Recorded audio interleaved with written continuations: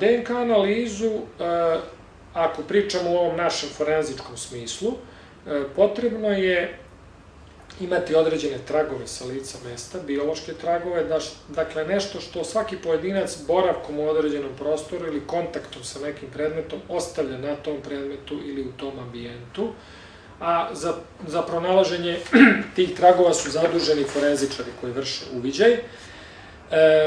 To je s jedne strane potrebno, a sa druge strane potrebni su nesporni uzorci osumnjičenih osoba. Tada se vrši u laboratoriji, i to moram da naglasim, u strogo odvojenim ambijentima koji su namenski za to namenjeni. Jedan ambijent je za te tragove forenzičke, drugi je za nesporne uzorke. Vrši se njihova laboratorijska obrada i na taj način se dobijaju DNK profili koje se kasnije porede i na taj način mi zaključujemo da li je baš ta osoba ostavila taj neki trag na licu mesta.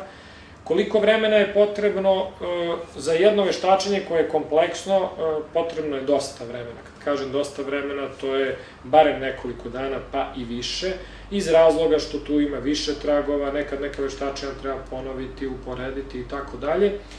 Međutim, za jednu analizu, ajde da se ograničimo na nju, za jednu jednosložnu analizu od početka do kraja, otprilike je potreban jedan radni dan.